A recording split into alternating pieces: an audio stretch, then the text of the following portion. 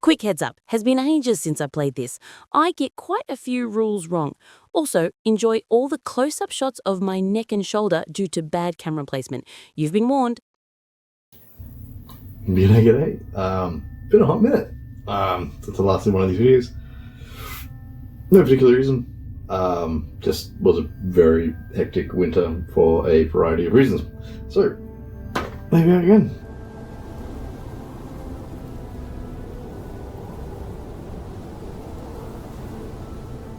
So Grundin has rocked up to the Soul Falls on behalf of Harddrive in order to try and harvest as many souls as possible for their growing army. Now, he reckons he's doing this because he's endeavouring to convert all the dwarves of Vushta Ingatol, that's right, gloomy ghosts, convert them to the worship of the, in his mind, friendlier, but in fact a harsh, disciplinary god of frozen fingers who demands missionary work amongst his travellers.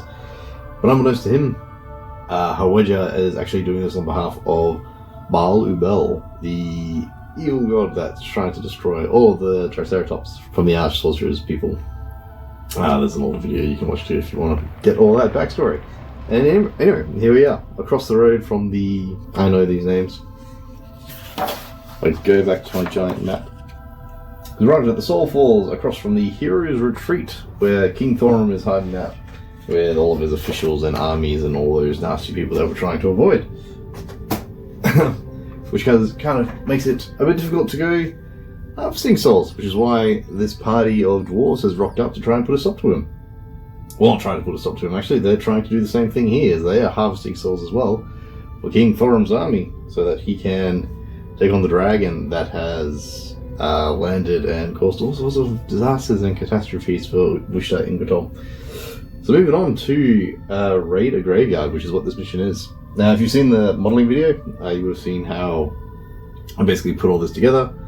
Lava map, falls, and then these little lava volcanoes, which I kind of love. They didn't turn out exactly the way I wanted, like they didn't glow all the way, but I do kind of love the look of them, just red and sitting here. And if I do this, ooh, look at that, it glows, they glow!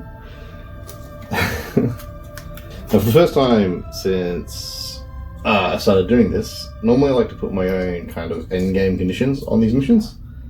For this one in particular, I'm not going to. I'm going to go with the standard Snarling Badger, 5 turns and you're out. I reason this place is going to be patrolled pretty heavily, and after a period of time, another group's going to come by. It really basically just needs to get his stuff and hightail it out of here. So whatever state he's in at the end of 5 turns is the turn that he's leaving in, unless he leaves earlier, or he kills everyone. So when you're raiding a graveyard, I have 6 little markers on the map. When, in game terms, when he performs an ability next to it, it reduces the cost of that ability by 1. Yeah, it reduces the cost necessary to cast the spell by 1. I'm kind of doing a variant on that. Just because I need to tinker with things. Like, I just let things lie. I need to tinker. Basically what's going to happen is when Grundin, or the Gravedigger, who is who these guys are escorting, performs an action next to one of these soul cages, they basically can bottle up the soul and carry it upon their person. Now, the Gravedigger is just going to bottle these up and carry them around and keep them with him. But Grundin can either use it as directed, basically as a little mana potion to reduce things down, or he can stock them up and use them as offsets for raising souls later through the game, as little bonuses to help him raise bigger, more powerful creatures or bigger, more powerful revenants. Which is what he's here for, and seems to be the way it makes sense to me. That's how he would do it. Doesn't break the game. I don't know, maybe. But it's fun. I like it. Alright, so moving on. When we're dealing with Raid Graveyard, we've got D3 Paladins and D3 Paladins, D3 Priests, and 1 Gravedigger, who is a villager that I'm going up against. So, how many priests am I facing? 1. Okay, that's cool. So I'll get rid of you, and you're the priest, Mr. Silver Armor Glowing Green Hammer. And how many paladins am I facing? 2. So 3. So all these 3 guys. So I basically got like paladins escorting a priest while the priest is doing his things, and the Gravedigger's just there to like collect up the bottles while the priest is doing his prayers and whatnot. Remembering in a previous game we said wizards and priests are able to do all the raising stuff. So I reckon the paladins don't have that ability, just in world lore. It's just something that the priests of this kingdom have under their belt. Yeah, I think that's the lot. Oh yes, I don't have my sewer ability anymore, because the sewers allow you to have the first 2 turns for free, basically. Your enemy doesn't respond, you get to do all your stuff, and no one else gets to meddle with you. That's gone now. It's just going to be a standard me versus them from now on, and I don't have any other layer abilities to offset that. So things should be a bit tougher than they've been for me recently. Alright, let's get cracking. Alright. First thing off the bat then, we've got mission deployment here on the Soulfalls. So the way the mission deploys, ideally you're only meant to have ruins in this corner, and then everything else kind of filters around here for the heroes. Obviously I'm not doing that. The heroes are over there. And there's ruins and grave stuff all over the place. I'm not too worried about that. Whatever.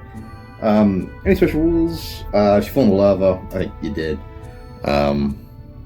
But there's not really a lot of pushback in this game, so it shouldn't really cause too much of a problem anyway. So player deployment, 3 inches from the edge and 6 inches in. So from here to there. Although obviously, before I forget, we're playing on a smaller surface. This is 3x3.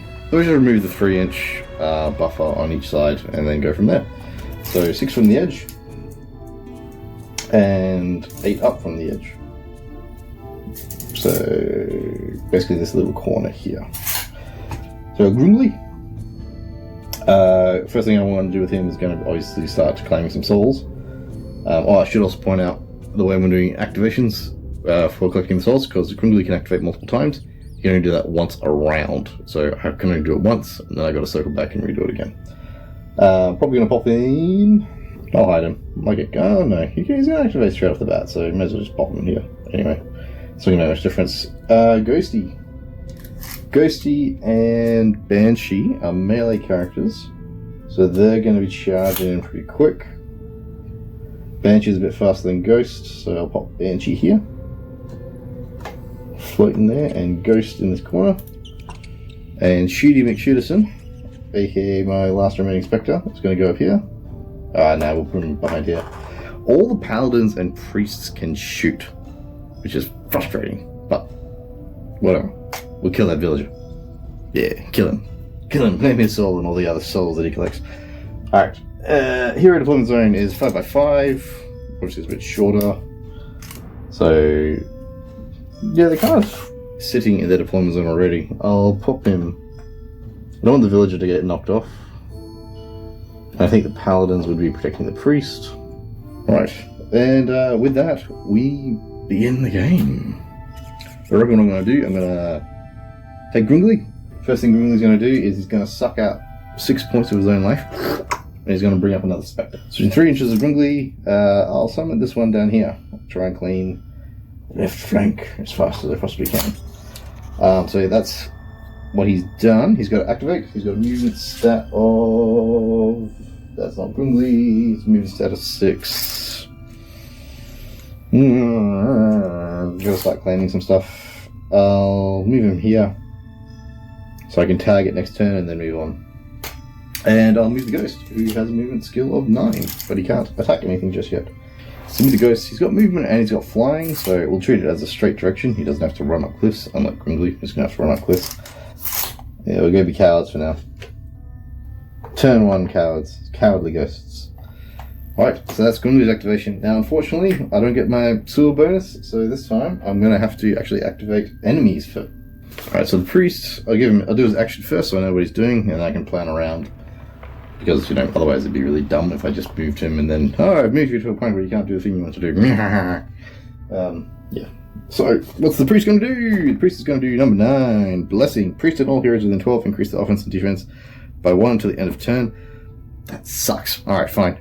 So that's everyone on his team. That's what he's going to do. And he's going to move. Movements of 5. They are slow, however. And he's a priest. This is the priest. Kind of just move him here, I reckon. Get him within line of sight of Grundin for next time. Paladin, who's got a range of 12. What's he gonna do? I think big hammer guy to start with. 2. Smite. Paladin will attack the nearest enemy if there's no enemy within range. He'll move up to 5 inches and then make an attack against the enemy. Why not move the characters unless there's an ability that tells them to move? That's silly. If there's no AI that says they can't move, I'm just going to move them anyway. Like, using a logical reason why. Smite. Paladin will attack the nearest enemy. If there's no enemy within range, it'll move 5 inches and then make an attack the nearest enemy. And it's got a range of 12, so is there anybody within 17? No! Can't see the ghost. But you will be able to see Grundin. I think Grundin's going to be the one. He runs up, he leaps down, jumps into that top of that ruin, and then goes and throws a mighty bolt at poor Grundin. He's got +1 for being blessed. He's rating 2, so his offense is 2, 7, 8. Jeez. Yeah, good. But Grundin does have really killer armor. I think his armor's 8 now. So I've got to get 8 or above on these dice. 5, 6. I get 2 more. 1, 2. Only 2. Oh, and that's a crit. So 1, 2, 3, 4. That's 4 damage. Oh no! There's only 9 necromantic energy. I spent 6 bringing the Spectre in, so I got it takes him down to 0, and I suck energy out of my nearby Spectre that I just raised up. That's so tragic. I could actually use an ability which allows me to ignore damage from a particular source, but I don't want to use that yet because I got a lot more firepower coming my way. Alright, so that's that. Grundin's turn. I need to start fighting back, but I also need to start claiming points. So I'm going to take this. I'm going to take this one. I'm going to drain the soul. 10 you off. Yeah, your soul's been drained. And I can move you up to another 5 points. Yeah, be a coward. Hide. Yeah, fair enough. And I get to activate 4 points worth of model.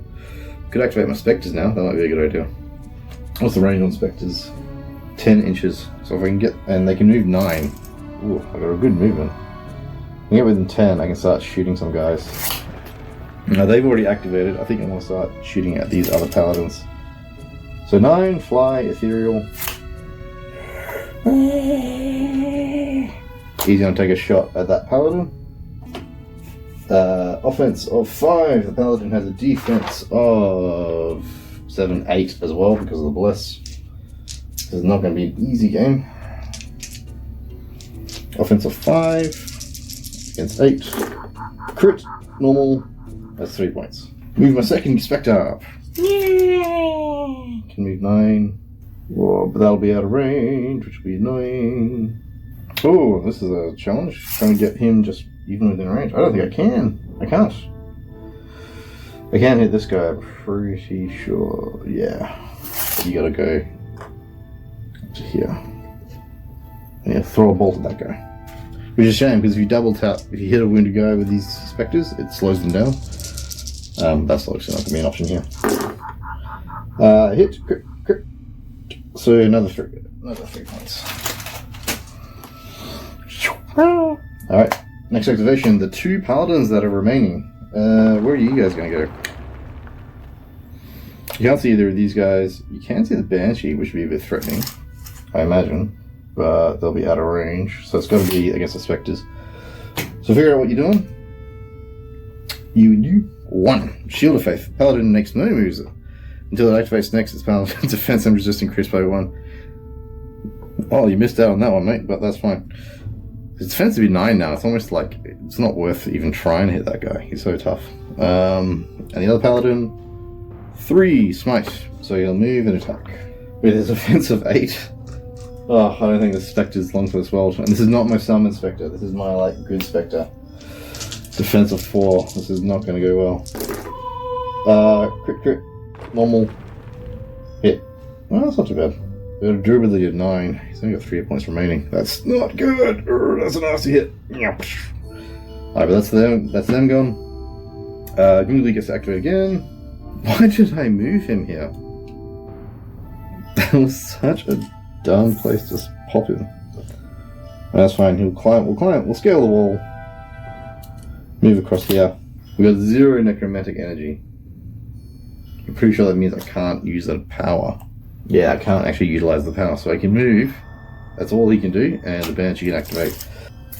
Sweep in. But the Banshee doesn't have a ranged attack. Oh, within 3 inches? Nah, not far enough to get the whale in. So that's that character. All that remains is the villager. Poor peasant grave digger. 9. Cornered Fury. Villager will make 2 offense attacks against the nearest enemy it can see. If there's no enemy within range, it'll move up to 5 and then make 2 such attacks. It's going to be trying to attack the Banshee. Oh, he does have that soul there. I don't know. Would you go for the soul or would you go for the Banshee? I'll random that one because the villager's got a different task to everybody else. Yes, just no. No. So he'll attack the Banshee. So rating 3 attack against defense of 5. These ghosts don't have a lot of defense. It's a real problem. 1 win on that, but he's doing it twice. 2 wins. I need to start killing things. Alright, next round, round 2. I've only got 3 more rounds to go. He gets 3 of his necromantic energy back.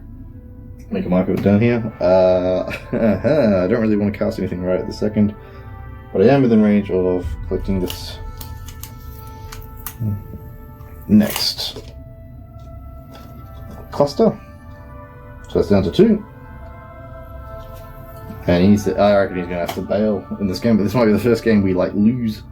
And he'll activate the Banshee. The Banshee! I've been waiting to use this Banshee for like a month.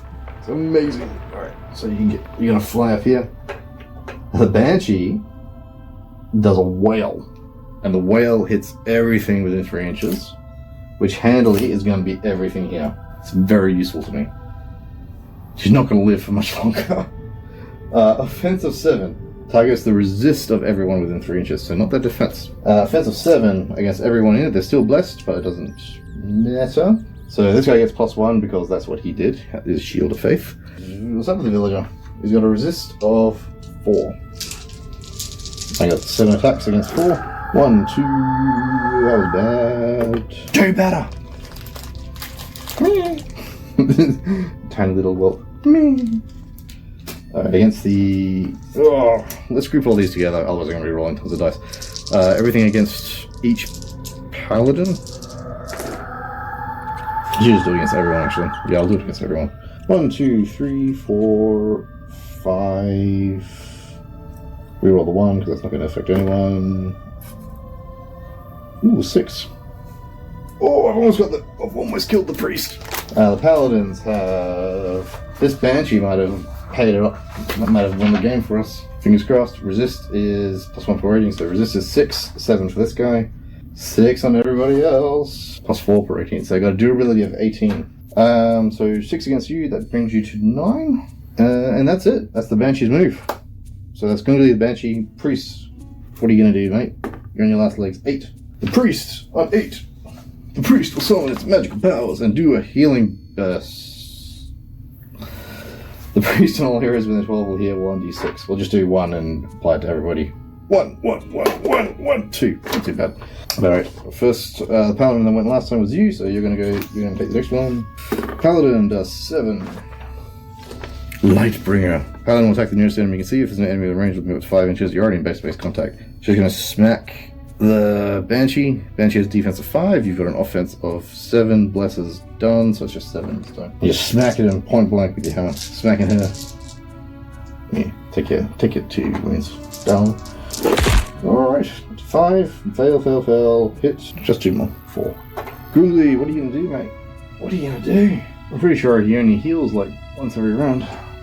Scratch that, I've been doing it wrong. Apparently the Necromancer regains 3 necromantic energy every time it activates, which means every multiple occasion that it activates it's getting another 3 dice, which would mean he'd actually be up to 6, 9 now, so he'd be back to full strength since the start of the game. Well, that's very helpful, because now I'm going to be able to summon a extra creature. I need bodies. In fact, I'm going to spend all of my necromantic power and summon up a ghost. I need to organize my minis better. So he's going to summon up another ghost. I did say I can't activate these guys the second that I spawn them in. But I do want this guy as close to the action as possible. So he'll go here. And Grundin's gonna scamper around. Whoop. Try and stay in cover. Behind that ruin there. So that's Grundin. So I think the Spectres will start shooting. Alright, so Spectre 1, offensive 5, range 10 against existing damage guy. Defensive 3+1, defensive 5, I did this wrong. I should be worse off than the other, but that's fine. I'm learning, I'm getting it. Ooh, fire up. Crit, crit, crit, crit. Hit, hit. So that's 6 points of damage, bringing him up to 10. And he's slowed. I don't think that's going to matter because the Banshee's in the midst, but that's fine. Banshee number 2, I'll show you, I'll fly you up. I'm going to fly you into cover all the way up here. Oh! Banshee number 2, the summoned Banshee that I do not actually do not care about because you're not going to be around for much longer. Again at the Paladin. Hit. Hit. 2 hits. Alright, other 2 Paladins. So, Paladin with the big axe, you went first last time. 4. Smite! He's going to smite. Offense 7 against Banshees. Defense rating 5 brings you to 7. Maybe I'll run around. See this ghost coming. And Paladin with the big hammer. The wounded Paladin that can't move very far. What are you doing? 3. Also smite. Ooh. Smite. The nearest enemy, which would be Banshee. Before it does anything else, which is probably might well spell the doom of Banshee. Ooh, another 5. Bringing you to 12. Your durability is 16, you're almost out. Alright, Grundin again gains 3 points back, so he's on 3. 5, he's going to move here. Oh, do I do Dark Bolt? I think I'm going to do a Dark Bolt. I think I'm going to try and hit him. I think I'm going to come. Negative Bolt, range 18, it'll take me down to 0. So Dark Bolt into the existing Paladin, because I want to kill him. I want to get him.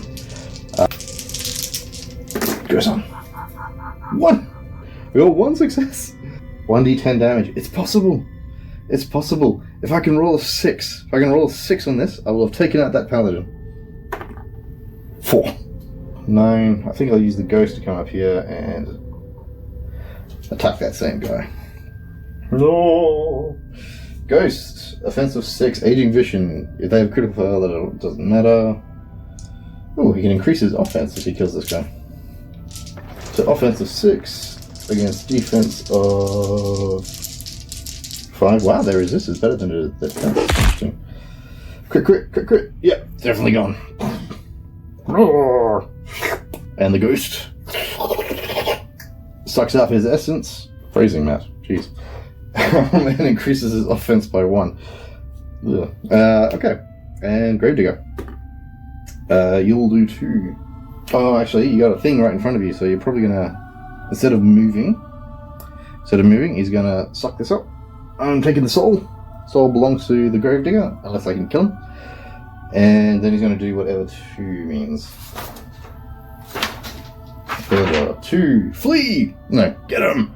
Then you'll attack the nearest enemy you can see, so it doesn't have to move, which is perfect. He has 2 targets. Will he attack Banshee, or will he attack Ghost? Banshee, yes. 77, nope, he's gonna throw his rock against the Ghost. Ghost defense of 6. Nah, none of them hit. Easy peasy. And Grundin's turn. So he gets 3 points back. Gets his Dark Bolt. What are you going to do, mate? I think he's going to go... I mean to start dealing some damage. We need to start clearing out these guys. He's going to throw a Dark Bolt. He's going to move here to get within range. He's going to throw a Dark Bolt at that... The priest. The priest is in range. And he doesn't have anywhere near as many hit points. He's going to throw a Dark Bolt at the priest, so it's going to cost him 3 energy, so he's back down to 0 again. And 4d10. Success, success, 2 successes. He didn't achieve 3 successes, so it's only 1d10. If I can get an 8 or above, I kill him. Come on, do it! Yeah, there we go. Kill him. Now, I'm not within 3, so I'm not sucking up his energy. But I did kill him, which is good, and that's XP for me as well. So that's good things. That's good things for me. All right, round 3. This is going better than I thought it would. Round 3. Grundin activates 3 points. I may as well focus on killing these guys. I'm doing more good focusing on killing these characters than I am trying to achieve mission successes. So I get 3 points back. I'm going to move back over here. I'm going to hurl a dark bolt at the guy that's engaging the Banshee. Once again, it's going to be resist of 5. Yep. 1, 2, 3 successes this time, so plus a d6, I believe. Oh, and if it kills the character, I gain 3 damage. So that actually I did drain damage from that necromancer, and I deal d10 plus d6 to this guy who's on 7. Finally, it's turning around. It's all turning around. 15 plus 7. I drain your soul. No, my Banshee. I got too excited that I'm doing things with Grundin. Yeah, that's right. You can fall down. You tumble off the ruins to your doom. Which will bring this guy up to 6 hit points, which is good. 6 necromantic energy. He's done his turn. Gonna make the Banshee do her wail again. So, same as before, I'll just do 1 roll and apply it to everybody. Alright. The 2 is not going to hit anybody, so I'll re-roll that. Ooh, it's a 10. Well, this is good. We'll do the villager first. Villager has a defense of 3, 7, 8, 9, and a durability of 8. I killed him! Which means this potion is ready for taking, which I might be able to take because I'm going to win this thing, I think. This is a very lethal game when you play properly. Like, without the sewer bonuses, the amount of damage you guys can dish out, it's far more lethal than I thought it would be. Which is probably handy because the later missions are red ahead. They get pretty gnarly. That King's Champion. 1, 2, 3, 4, 5, 6, 7, 8 on top of his 4, brings him to 12. And that's them. All that's left is the Paladin, who is going to 5. Yeah. He's going to smite. Yeah. So he's going to do 7 points.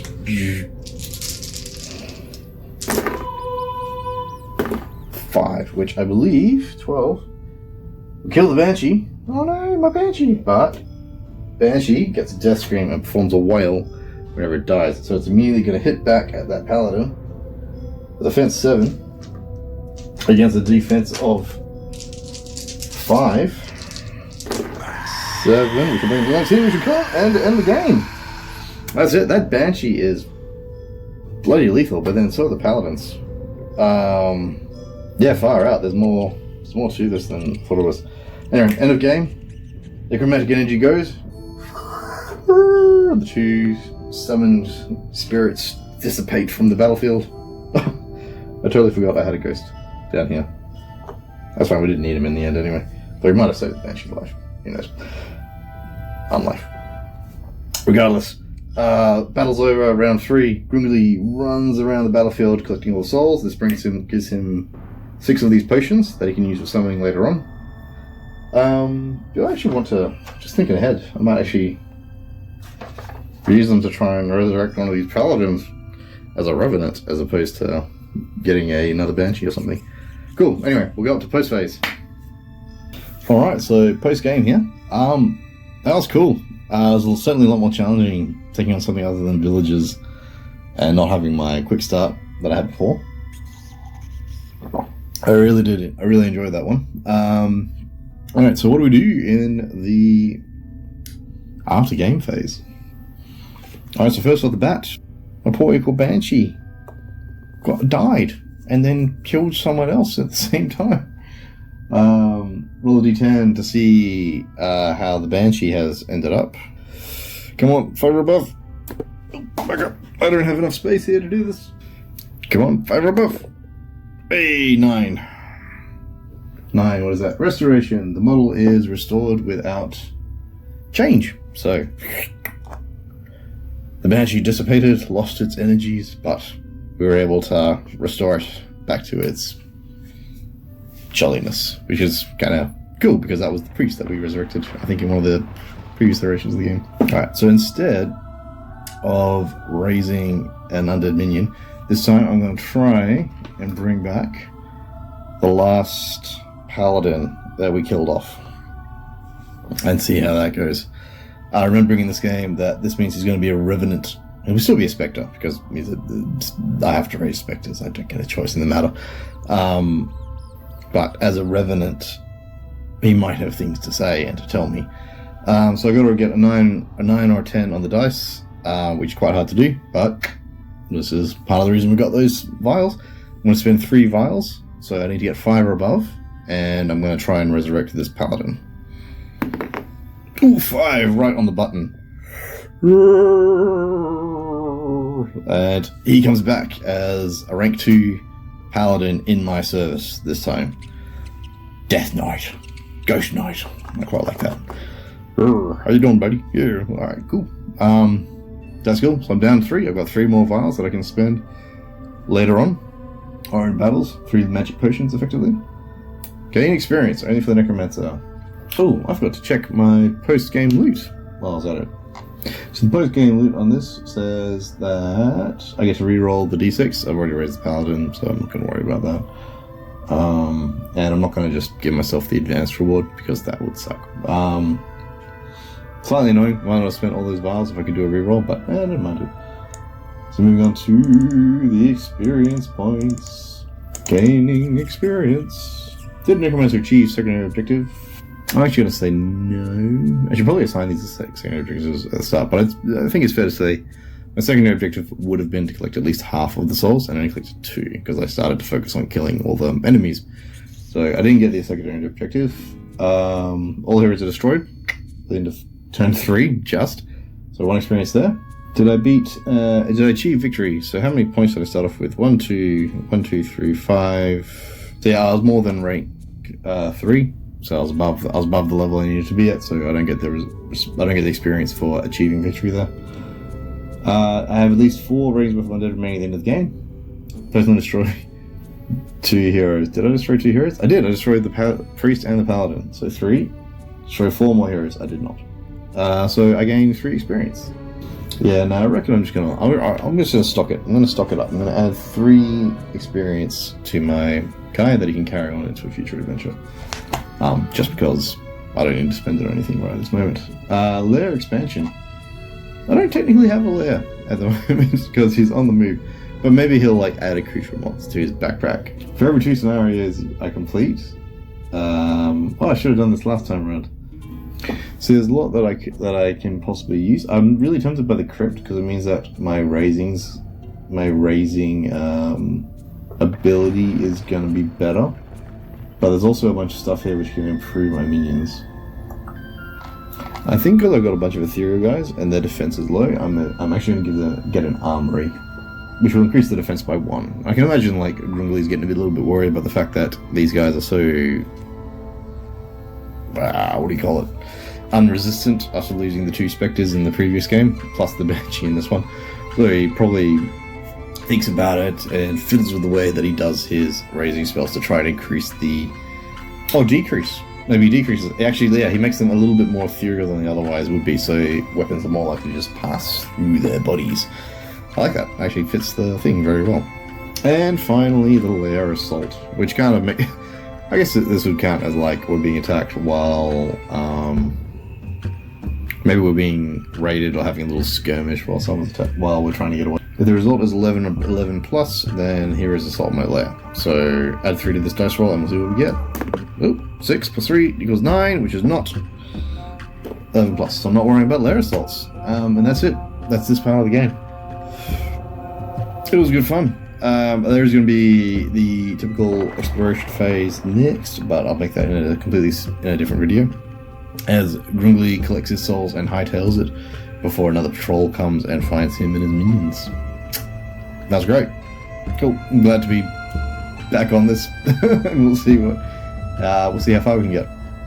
Thanks for watching. Gotta do the whole, please like and subscribe. If you do watch it, I really appreciate it.